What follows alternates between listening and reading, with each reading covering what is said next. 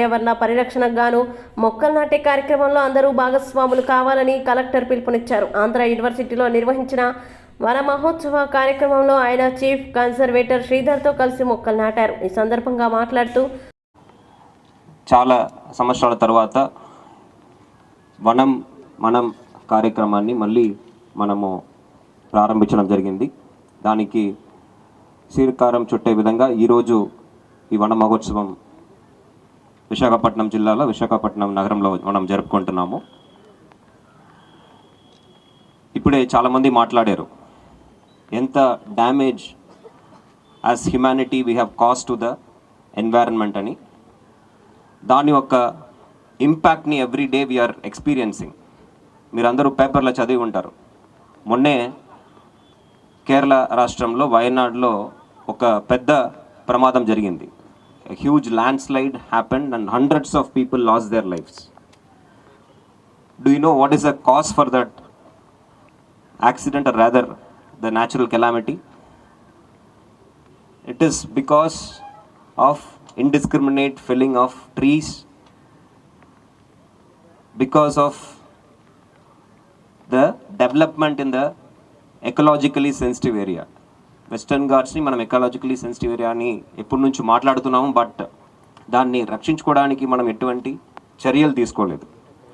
దానివల్ల ఈరోజు ప్రాణాలు మనం కూలిపోతున్నాము.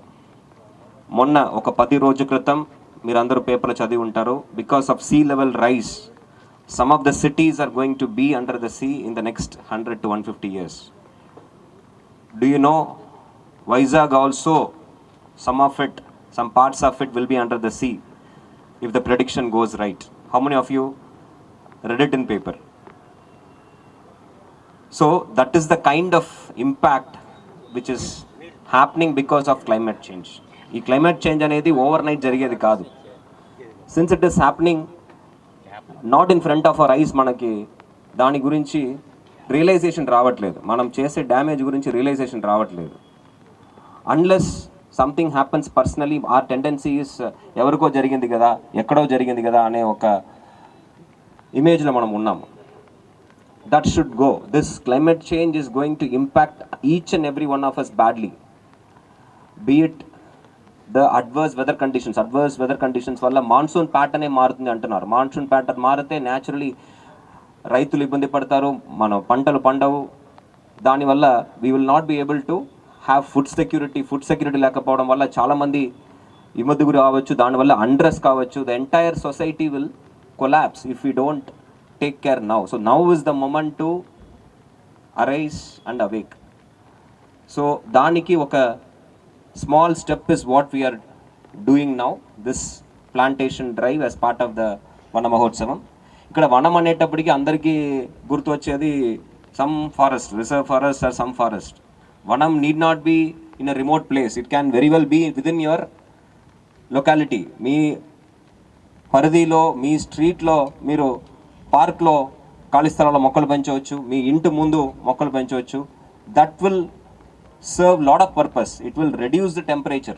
ఎక్కడ చెట్లు ఉన్నాయో మీ సిటీలోనే చూడండి, ఒక ఎక్కువ చెట్లు ఉన్న చోట్ల వెళ్ళి అక్కడ హౌ ఇట్ ఫీల్స్ లైక్, ఇట్లాంటి ఓపెన్ ప్రాంతంకి వెళ్ళి ఎలా మీరు ఫీల్ చేస్తున్నారు. You can realise there are many apps which will clearly show at least 5-6 degree temperature difference between a place which has got good tree cover, good canopy and a open ground like this. So ఇది ఎవరో వచ్చి చేస్తారని కాదు, మీరందరూ కూడా భాగస్వామ్యం అవ్వాలి. It is not one initiative where the government drives. It involves the participation of the community also. Community అనేటప్పటికి it starts from the younger generation. As children, మీకు అవగాహన రావాలి, మీరు మిగతా వాళ్ళకి తీసుకువెళ్ళాలి. Then the elders, NGOs, the companies. So everybody should become part of this initiative. ప్రభుత్వం తరపున ఈ సంవత్సరం మనము దాదాపు 1 crore ప్లాన్స్ మనము నాటే ఉద్దేశంతో ఒక ప్రణాళిక తయారు చేయడం జరిగింది. జిల్లా తరపున నుంచి మనము ఇప్పటికే దాదాపు 3 లక్షల ప్లాన్స్ మనము రాబోయే ప్లాంటింగ్ సీజన్లో పూర్తి చేస్తామని అంచనా వేసుకుంటున్నాము. దీన్ని డిఫరెంట్ డిపార్ట్మెంట్స్ ద్వారా, ఇప్పుడు కమిషనర్ గారు చెప్పినట్టు they themselves are willing to take 2 lakhs. వీలే కాకుండా డ్వామా మీటర్ క్యూబ్ ఉంది. అంటే దీన్ని బట్టి ఏమర్థమవుతుంది, మనకు అత్యంత ప్రమాదకరమైనటువంటి స్థితిలో విశాఖపట్నం ఉంది. దాని తీవ్రతను తగ్గించాలి అని అంటే మనకున్నటువంటి మరొక అడ్వాంటేజ్ ఏంటి అంటే, మన రాష్ట్రం యొక్క ఆటవిక అంటే ఫారెస్ట్ కవరేజ్ తీస్తే 23% ఉంది మన రాష్ట్రం యొక్క ఆవరేజ్. కానీ విశాఖపట్నం యొక్క ఆవరేజ్ 28% ఉంది. అంటే 5% మనం ఎక్కువగానే ఉన్నాం. దురదృష్టవశాత్తు ఆ ఉన్నటువంటి ఏరియాలకు సంబంధించినటువంటి అంటే ఎక్కువగా గ్రీనరీ ఉన్నటువంటి ఏరియాలు చూసినట్లయితే అక్కడేమో ట్రాఫిక్ పొల్యూషన్ జరుగుతుంది. గ్రీనరీ తక్కువ ఉన్నటువంటి ఏరియాలో ఆల్రెడీ ఇండస్ట్రీస్ ఉన్నాయి. కాబట్టి ఎక్కడ కూడా అంత సేఫ్ ప్లేస్ అనేటువంటిది విశాఖపట్నంలో తగ్గిపోతూ ఉన్నటువంటి పరిస్థితి ఉంది. దీన్ని తగ్గించాలి అంటే మన ఫారెస్ట్ కవరేజ్ అంటే గ్రీన్ కవర్ అట్లీస్ట్ 50% పెంచాలి. 50% పెంచాలి అని అంటే దాని వాల్యూమ్ మీరు అర్థం చేసుకోండి. మనం ఎన్ని చేయాలో ఇంటికొకరు సరిపోదు, కేవలం 6,74,000 మొక్కలు వస్తాయి. సో జనాభాకు ఒకరు 20 లక్షల మొక్కలు వస్తాయి. అవి కూడా 50% రీచ్ అవ్వడానికి సరిపోవు.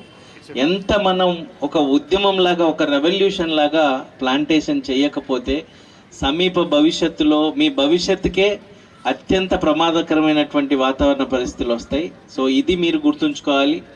ప్రతి స్కూల్లో కూడా ఈ మెసేజ్ అనేటువంటిది ఉండాలి.